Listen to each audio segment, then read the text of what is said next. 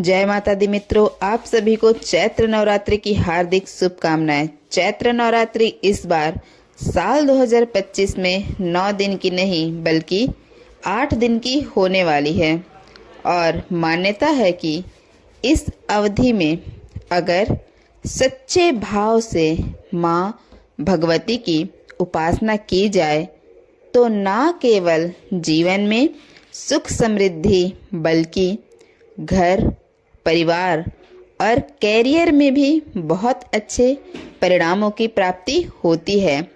नवरात्रि के पहले दिन कलश स्थापना की परंपरा भी सदियों से चली आ रही है। कहते हैं कि जहाँ शुभ मुहूर्त में घट स्थापना यानी कि कलश स्थापना की जाती है तो वहाँ पर सदा ही माँ दुर्गा का आशीर्वाद बना रहता है।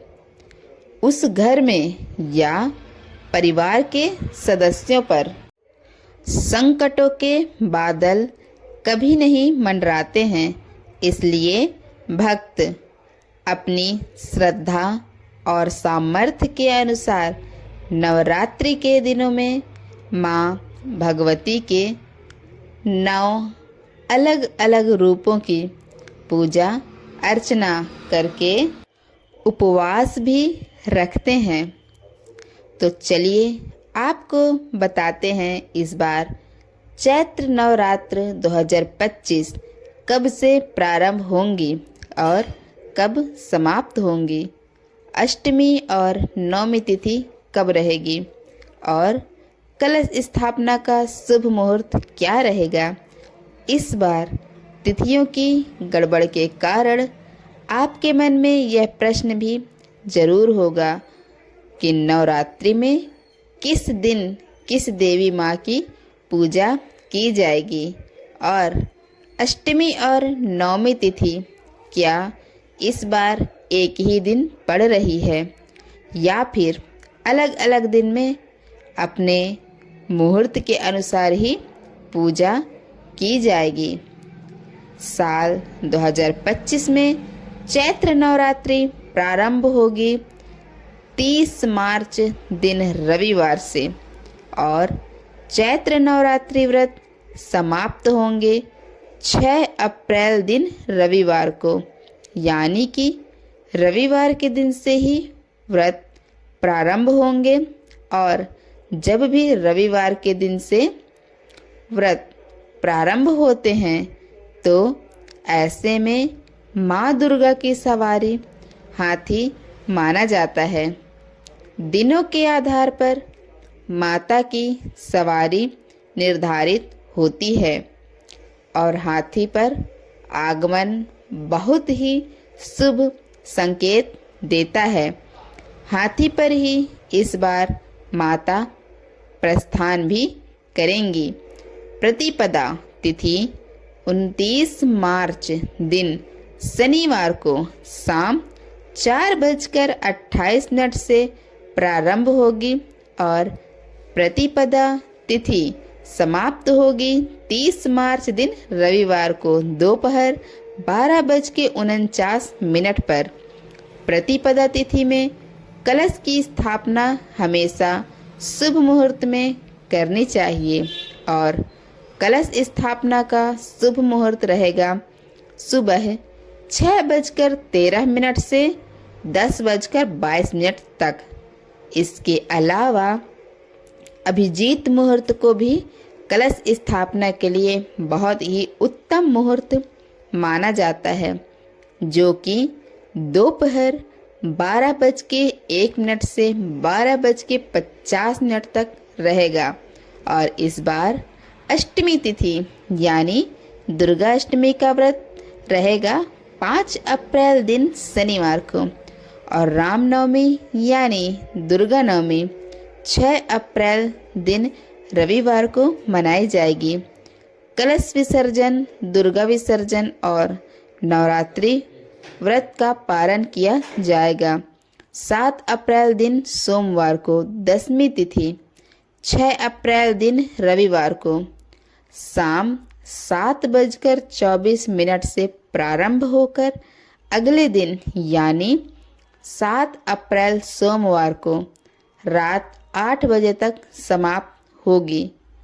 वैसे तो 10वीं तिथि में कलश विसर्जन और नवरात्रि व्रत का पारण करना चाहिए, लेकिन बहुत से भक्त अष्टमी तिथि के दिन जिनके घर में कन्या पूजन होता हो, वो कन्या पूजन करने के बाद अन्न ग्रहण कर लेते हैं।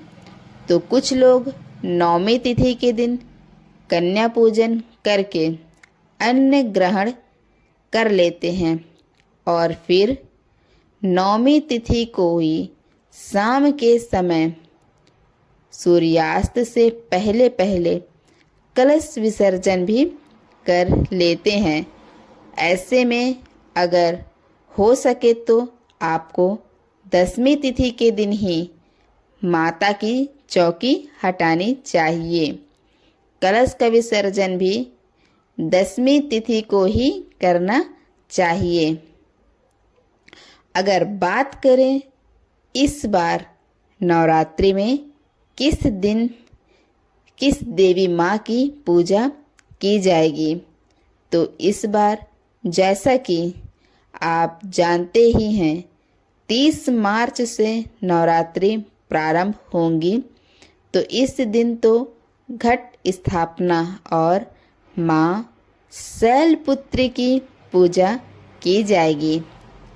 इसके बाद अगले दिन 2 तिथि एक साथ पड़ रही है, तो 2 तिथि में यानी माँ ब्रह्मचारिणी और माँ चंद्रघंटा की पूजा एक साथ की जाएगी, एक ही दिन की जाएगी। और इसके ठीक अगले दिन से क्रमशः माँ कुष्मांडा, माँ स्कंद माता, माँ कात्यायनी, माँ कालरात्रि, माँ महागौरी और माँ सिद्धिदात्री की पूजा की जाएगी।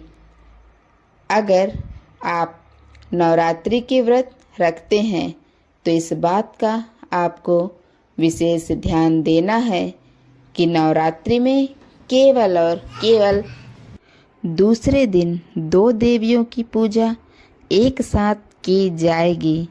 बाकी आपको लगातार जिस क्रम से पूजा करनी होती है उसी क्रम से करनी होगी। अष्टमी तिथि 4 अप्रैल शुक्रवार को रात 8:13 से प्रारंभ होगी और जिसकी समाप्ति अगले दिन यानी 5 अप्रैल शनिवार को शाम 7:26 पर होगी। इसके बाद से ही नौमी तिथि प्रारंभ होगी।